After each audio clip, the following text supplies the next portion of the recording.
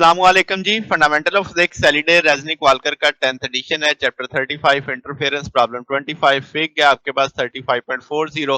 दो isotropic point sources हैं जिनको S1 S2 के साथ दिखाया गया है, जिनके बीच की दूरी 2.7 mm है। वाई एक्सिस के ऊपर वो इन फेज वेव दे रहे हैं 900 नैनोमीटर की। वेवलेंथ सेम है, एम्पलीट्यूड सेम है।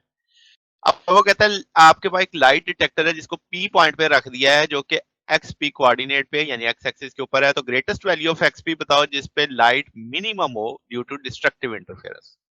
अब हम क्या देते हैं, फर्ज कर लेते हैं कि भाई एक्स दूरी है, तो एक्स आपके पास फाई वन आ जाएगा के एल वन, के की जगह 2 पाई बाय लैम्डा।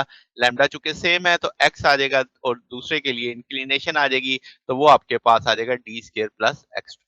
अब आप कह सकते हैं फेज डिफरेंस, दोनों का phase difference 2 pi by lambda common ले लिया, 2 पाई इधर ले आए, तो ये आपके पास फेज डिफरेंस आ जाएगा इस सेंस में। अब हम कह सकते हैं कि जो पाथ डिफरेंस है वो अब आपके पास बराबर आ जाएगा D square plus x square minus x.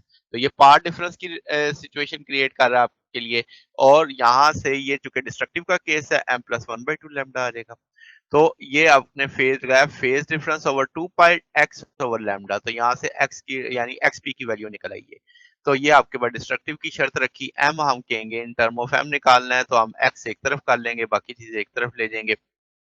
तो अब आपके पास अगर हम कहें कि मिनिमम, उसने कहा कि मिनिमम आपने निकालने हैं, तो हम m की वैल्यू 0 प्लेस कर देते हैं। m 0 करने से ये बचेगा डी स्केयर बाई लैम्डा और माइनस लैम्डा बाई 4। सारी वैल्यूज प्लेस करेंगे, डी की वैल्यू 3 लैम्डा बताई हुई है, तो ये 8.75 आ जाएगा। तो इस सारे को सॉल्व करेंगे, 7.88 माइक्रोमीटर की दूरी आ जाएगी।